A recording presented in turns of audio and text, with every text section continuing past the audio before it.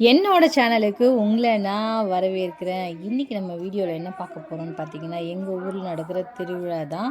இந்த திருவிழா 2 நாள் நடக்கும். ஸோ மொதல் நாள் தான் இன்றைக்கி. எல்லார் வீட்லேயும் அழகாக கோலம்லாம் போட்டு ரோடே அப்படி கவர் ஆகிற அளவுக்கு கோலம் எல்லார் வீட்லேயும் போட்டிருந்தாங்க. ஸோ அதெல்லாம் பார்த்துட்டு அப்படியே நான், அம்மா, சித்தி, அதுக்கப்புறம் அப்பா, ஸோ 3 பேரும் வந்து கோயிலுக்கு போயிட்டுருக்கோம். திருவிழாவோட முதல் நாள் என்னென்ன நடக்கும்ன்றத இன்றைக்கி வந்து நான் வீடியோவாக எடுத்து அப்லோட் பண்ணியிருக்கேன். ஸோ அதை பாருங்கள், எங்கள் ஊரில் திருவிழா எப்படி நடக்குது அப்படின்னு சொல்லிட்டு. ஸோ போன வருஷம் திருவிழா அப்போது நான் வந்து இந்த முளைப்பாரியெல்லாம் எடுத்து வைப்பாங்க. ஸோ அதெல்லாம் வந்து மிஸ் பண்ணிட்டேன். எடுத்து வச்சு கும்மி அடிச்சுட்டு இருக்கும்போது தான் நான் வந்தேன். பட் இந்த தடவை வந்து அம்மா இருந்ததுனால கொஞ்சம் ஏர்லியராகவே கிளப்பி கூப்பிட்டு வந்துட்டாங்க. ஸோ இங்கே ஃபஸ்ட்டு கரெக்டாக 12 வந்து பூஜை ஸ்டார்ட் ஆகும். இயர்லி மார்னிங், அதாவது மிட் நைட் 12 மணிக்கு தான் பூஜை நடக்கும். திருநெல்வேலி டிஸ்ட்ரிக்டில் இருக்கவங்களுக்கு இது நல்லா தெரியும். ஸோ 12 மணி ஆன உடனே முளைப்பாரி வந்து எடுத்து வைப்பாங்க. கோயிலுக்கு ஆப்போசிட்டில் தான் முளைப்பாரி. முளைப்பாரினா உங்களுக்கு தனியாக ஒரு ஸ்பேஸ் ஒன்று, ஒரு இடம் ஒன்று வச்சு திருவிழா ஸ்டார்ட் ஆகிறதுக்கு 10 நாளைக்கு முன்னாடியே நவதானியம் எல்லாம் போட்டு வெயில் படாத இடத்துல வச்சு தண்ணி தெளித்து அது ஒரு சில ஃபார்மாலிட்டிஸ்லாம் இருக்குது, அதை ஃபாலோ பண்ணி வளர்ப்பாங்க. ஸோ அப்படி வளர்த்த முளைப்பாரியை வந்து திருவிழா அன்னைக்கு வந்து வெளியில் எடுத்துகிட்டு வருவாங்க. ஸோ அதை க்ளோஸ் பண்ணி தான் வச்சுருப்பாங்க. ஸோ உள்ளே பார்த்தீங்கன்னா தெரியும், இதை வந்து தனியாக ஒரு தட்டி மாதிரி கட்டி இன்ஸ்டண்ட்டாக அப்போதைக்கு ரெடி பண்ணியிருப்பாங்க. ஸோ அங்கேருந்து முதல்ல குத்து விளக்கு வந்து எடுத்துகிட்டு வந்து வெளியில் வைக்க ஆரம்பிச்சிட்டாங்க. அதுக்கு முன்னாடி ஓலையில் பண்ண பாய் இது, அந்த பாயை வந்து விரிச்சிட்டு அதுக்கு மேலே தான் குத்து விளக்கு வச்சுருந்தாங்க. குத்து விளக்கு வச்சு ஆஸ் யூஷுவல் பூஜை பண்ணுவோம் இல்லையா நார்மலாக சாமிக்கு, அதே மாதிரியே இலையை விரித்து பூ, பழம், தேங்காய்லாம் வச்சு பூஜைக்கான அந்த ஃபார்மாலிட்டிஸ்லாம் ரெடி பண்ணிட்டு இருந்தாங்க. ஸோ உள்ளே வந்து அங்கே இருக்க பெண்கள் எல்லாம், சுமங்கலி பெண்கள்லாம் போயிட்டு அங்கே இருக்க முளைப்பாரியை வந்து 1 பை 1 வெளியில் எடுத்து கொண்டு வந்துட்டு இருந்தாங்க.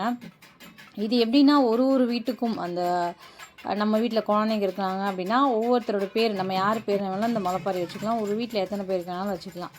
ஸோ அந்த மாதிரி வளர்த்த முளைப்பாரி வந்து கொண்டு வந்து இப்போ வெளில வச்சு பூஜை பண்ணிகிட்ருக்காங்க. இது ஒரு 10 நிமிஷம் கிட்ட பூஜை நடந்தது. ஸோ அங்கே சாமி ஆடுற ஒரு அண்ணாவும், அதுக்கப்புறம் இவங்க தான் வந்து ரொம்ப வருஷமாக சாமி ஆடிட்டுருக்க ஒரு மாமான்னு சொல்லலாம். ஸோ இவங்க தான் வந்து பூஜையெல்லாம் பண்ணாங்க. பூஜை பண்ணி முடிச்சதுக்கப்புறமா வந்து இந்த முளைப்பாரி சுற்றி கும்மி அடிக்க சொல்லுவாங்க. ஆக்சுவலாக இந்த முளைப்பாரி வளர்ந்துட்டு இருக்கும்போது இந்த கும்மி அடிக்கிற இடத்துல இந்த முளைப்பாரி இல்லாமல் வந்து கும்மி அடிக்கிற வீடியோ வந்து நான் அப்லோட் பண்ணியிருப்பேன், பார்த்துருப்பீங்க. ஸோ திருவிழா அன்னைக்கு இதை எடுத்து வெளியில் வச்சுட்டு எல்லோரும் கும்மி அடிக்க வந்து ஆரம்பிச்சிட்டாங்க. ஆக்சுவலாக நான் இது வரைக்கும் கும்மி அடித்ததே கிடையாது, வேடிக்கை தான் பார்த்துருக்கேன். பட் இங்கே சோஃபியே வந்து இந்த வருஷம் நானும் வந்து கும்மி அடிக்க போகிறோமா அப்படின்னு சொன்னோடனே சோஃபியே போகிறாளேன்னு சொல்லிட்டு இதில் பார்த்தா உங்களுக்கு தெரியும், சோஃபியும் இருப்பாள், சோஃபியோட ஃப்ரெண்ட்ஸ் இருப்பாங்க, அண்ட் நானும் இருப்பேன். பார்த்தாலே தெரியும். எனக்கு ஒரு புது அனுபவமாக இருந்தது. ஸோ இதுக்கப்புறம் வந்து எல்லா வருஷமும் வந்து இந்த இதில் வந்து கலந்துக்கணும்னு வந்து முடிவு பண்ணியிருக்கேன். ரொம்ப கூச்சப்பட்டுட்டு இதில் வந்து பார்ட்டிசிபேட் பண்ண மாட்டேன். பட் இந்த வருஷம் ரொம்ப நல்லா இருந்தது. கிட்டத்தட்ட ஒரு 15-20 நிமிஷம் அம்மனோட அந்த புகழை பாடிக்கிட்டே வந்து கும்மி அடித்தாங்க. ஸோ கும்மி அடித்து முடிச்சதுக்கப்புறம் எங்கள் சோஃபியை அவங்க டயர்டாகிட்டா. அப்படியே அந்த ரவுண்ட் ஷேப்பில் கும்மி அடிச்சு வரது உண்மையிலே டயர்டாகிடுச்சு. ஸோ கும்மி அடித்து முடிச்சதுக்கப்புறமா வந்து ஒவ்வொருத்தரோட வீட்டில் இருக்கவங்க குழந்தைங்க இல்லை பெரியவங்கன்னு சொல்லிட்டு அவங்கவுங்க வீட்டில் இருக்க முளைப்பாரியை வந்து பேர் எழுதியிருப்பாங்க அந்த ஓட்டில். அந்த பேர் வயசாக வந்து கூப்பிட்டு எல்லார் கையிலும் அந்த முளைப்பாரியை கொடுத்துருவாங்க. ஸோ அதான் வாங்கிட்டு வந்து ஊர் அப்படியே சுற்றி வரணும் ஒரு ரவுண்டு. இப்போ இது பண்ணும்போது பார்த்திங்கன்னா மணி 12:45 1 மணி ஆகிடுச்சு. சோஃபி ஒன்று, சோனா ஒன்று, அதுக்கப்புறம் சோனியான்னு சொல்லிட்டு எங்கள் சித்தி பொண்ணு, அப்புறம் இவங்க வந்து என்னோடய சித்தி, என்னோடய 3வது சித்தி, 2வது சித்தி இவங்க. ஸோ இவங்க ஊரில் இருக்காங்க. அண்ட் முதல்ல போகிறது வந்து எங்கள் சின்ன சித்தியோட பொண்ணு இவ சோனியான்னு சொல்லிட்டு. எல்லாருக்கும் லாஸ்ட்டாக தான் வந்து நான் பின்னாடியே வந்துட்டு இருந்தேன் சோஃபி கூட. இதை வந்து நிறைய ஊரில் தலையில் வச்சு தூக்கிட்டு வருவாங்க. பட் எங்கள் ஊரில் வந்து இதை இடுப்புலையும் நல்லா நெஞ்சில் அடைச்ச மாதிரி தான் கொண்டு வருவாங்க. ஸோ அப்படி மொத்த ஊரில் இருக்க எல்லாருமே சேர்ந்து ஊரை சுற்றி மேலதாளத்தோடு வந்து இதை கோயிலில் கொண்டு வந்து வைப்பாங்க. அதுதான் வந்து ஒரு சம்பிரதாயம். ஸோ எங்கள் சோனாக்குட்டி பாதியிலே கை வலிக்குதுன்னு சொல்லி எங்கள் அப்பா கிட்ட கொடுத்துட்டா. எங்கள் அப்பா கோயில் வரைக்கும் கொண்டு வந்தாங்க. கோயிலுக்கு நுழையும் போது அகெயின் வந்து சோனாக்குட்டிக்கிட்டே கொடுத்துட்டோம். அதுக்கப்புறம் சோஃபியும் ஒன்று வச்சுருந்ததுனால சோனாக்குட்டி சோஃபி கிட்ட ஜாயின் பண்ணிட்டா. ஸோ இந்த கோயிலில் வந்து இந்த முளைப்பாரியோடு வந்து 3 தடவை சுற்றிட்டு அதுக்கப்புறம் வந்து கோயில் என்ட்ரன்ஸில் வந்து அந்த வாசலில் வந்து இந்த முளைப்பாரியை வச்சுருவாங்க. ஸோ அதுக்கான வேலை தான் வந்து இப்போ சோஃபி போயிட்டுருக்கா. சோஃபி இது உங்களுக்கு பார்த்தா தெரியும், எனக்கே வந்து அடையாளம் தெரியல, அந்தளவுக்கு புடவை கட்டினோடனே ஆள் பெரிய ஆள் மாதிரி ஆகிட்டா. அண்ட் அழகாகவும் இருந்த சாரியில் பார்க்குறதுக்கு. மேடம் டயர்ட் ஆகிட்டாங்க கூட்டத்தில் அதை தூக்கிட்டு வர்றதுக்கு.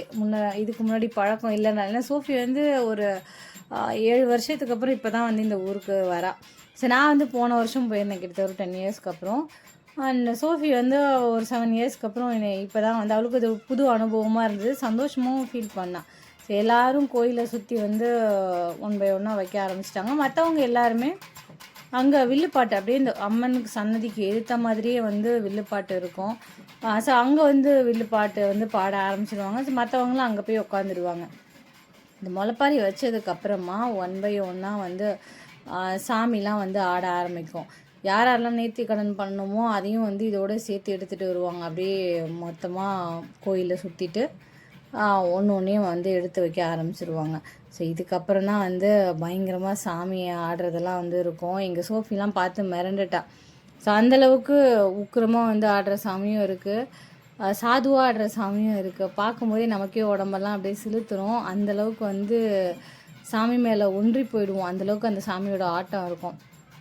நான் பார்த்து இந்த வருஷம் வந்து மிரண்டுட்டேன்.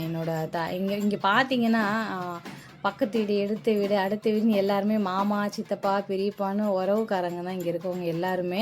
சரி, எல்லாத்தையும் வந்து தாத்தா, ஆச்சி, அதுக்கப்புறம் மாமா, சித்தப்பான்னு தான் கூப்பிட்ற மாதிரி இருக்கும். அப்படிங்க சாமி ஆடுறதுல பார்த்தீங்கன்னா எங்கள் சித்தப்பா இருக்காங்க, மாமா இருக்காங்க, தாத்தா இருக்காங்க. சாமி ஆடுறதுக்கு முன்னாடி வந்து வில்லுப்பாட்ட ஆரம்பிச்சிருவாங்க. இவங்க வந்து கலை சுதான்னு சொல்லிட்டு கிட்டத்தட்ட ரொம்ப வருஷமாக எங்கள் கிராமத்துக்கு வந்து இந்த கொடை விழா நடக்கும்போது இவங்க தான் வந்து பாட்டு பாடுறது. இவங்களோட பாட்டு கேட்கறதுக்கு அவ்வளோ அருமையாக இருக்கும். ஸோ அந்த பாட்டு பாடிட்டு இருக்கும்போதே வந்து சாமி வர ஆரம்பிச்சிருச்சு. சாமி வந்து 2 விஷயத்தில் வந்து விருப்பப்படும். வில்லுப்பாட்டு பாடி அதில் ஆடணும்னு ஆசைப்பட்டா வில்லுப்பாட்டு ஆடுறவங்கள்ட்ட போய் நின்றுடும். உடனே அவங்க வந்து வில்லுப்பாட்டை வந்து அந்த சாமியை பற்றி, எந்த சாமி வந்து இது வந்து தீச்சட்டி சாமின்னு சொல்லிட்டு சொல்லுவாங்க. அந்த சாமியை பற்றி எந்த சாமி கேட்குதோ அந்த சாமியை பற்றி வில்லுப்பாட்டை வந்து படிக்க ஆரம்பிச்சிருவாங்க. அதுக்கப்புறம் இங்கே வந்து மேலே தாளம், அதுக்கப்புறம் நாதஸ்வரம்லாம் இருக்கும். அங்கே வந்து அடி அப்படின்னு சொன்னால் உடனே அவங்க வந்து மேலே தாளம்லாம் வாசிக்க ஆரம்பிச்சிருவாங்க. தீச்சட்டி சாமி, அதுக்கப்புறம் சொல்ல மாடு சாமி, அதுக்கப்புறம் முத்தாரம்மன் சொல்லிட்டு முத்துமாரியம்மன், கிட்டத்தட்ட ஒரு 5-6 பேர் வந்து இதில் வந்து சாமி ஆடினாங்க. பயங்கரமாக உடம்பெல்லாம் சிலுத்திருச்சு இவங்களோட சாமி ஆட்டத்தை பார்க்கும்போது. ஸோ பார்த்தாலே உங்களுக்கு தெரியும். இதில் வந்து என்னோடய மாமா இருக்காங்க, சித்தப்பா இருக்காங்க, தாத்தா இருக்காங்க. மற்றபடி நார்மலாக நம்ம பேசும்போது நார்மலாக இருப்பாங்க. இந்த சாமி ஆடும்போது அவங்க பக்கத்தில் போகிறதுக்கே பயமாக இருக்க மாதிரி இருக்கும். அந்த 2 நாள் திருவிழாலையும் மதியம், அதுக்கப்புறம் நைட்டு 2 வேளை பூஜை நடக்கும். 2 வேளையும் உங்களுக்கு வந்து சாமி பயங்கரமாக வரும். சரி, ஃபுல்லாக ஒரு 1/2 மணி நேரம் 3/4 மணி நேரம் கிட்ட கோயிலில் வந்து வில்லுப்பாட்டுக்கு ஏற்ற மாதிரியும் சாமி ஆடும். அதுக்கப்புறம் நாதஸ்வரம் அந்த மேளம் அடிக்கிறாங்களே அதுக்கேற்ற மாதிரியும் வந்து சாமி ஆடுவாங்க. நடுவில் வந்து இதில் விபூதி கொடுக்கும்போது யாருக்காவது குறி சொல்லணும் அப்படின்னா அதையுமே சொல்லுவாங்க. எப்படி பயங்கரமாக சாமி ஆடுறாங்க உங்களுக்கு பார்த்தாலே தெரியும். திருநெல்வேலி சைடில் இருக்கவங்க எல்லாருக்குமே இந்த சாமி ஆட்டம் வந்து பிரபலம். ஸோ இதுக்கப்புறம் தென் தமிழகத்தில் இருக்கவங்களுக்கு பழக்கப்பட்டது. இந்த பக்கம் இருக்கவங்களுக்கு இது வந்து பார்க்க புதுசாக இருக்கும். சொடலமாடு சாமி வந்து 2வது நாள் வந்து அவரோட தான் ஹைலைட்டே. நான் உங்களுக்கு அந்த வீடியோ வந்து தனியாகவே அப்லோட் பண்ணுறேன். இவர் வேட்டைக்கு போகிறது, வேட்டையாடிட்டு எப்படி வந்து பக்தர்களுக்கு வந்து பிரசாதம்லாம் கொடுக்குறாங்கன்றதை நான் உங்களுக்கு அடுத்த வீடியோவில் காட்டுறேன். டே 1 நடக்கிறது இதுதான். ஸோ இதுக்கப்புறம் சாமி வந்து ஊர்வலம் போக தெருவுக்குள்ளே போயிடும். நாங்கள் வீட்டில் போயிட்டு விபூதி வாங்கிப்போம். ஸோ சாமி வந்து தெருவுக்குள்ளே போனதுக்கப்புறம் நாங்கள் வீட்டுக்கு கிளம்ப ஆரம்பிச்சிட்டோம். ஸோ டே 1 நடக்கிற விஷயங்கள் இதுதான். டே 2 என்ன நடக்கும்ன்றதை உங்களுக்கு அடுத்த வீடியோவில் நான் அப்லோட் பண்ணுறேன்.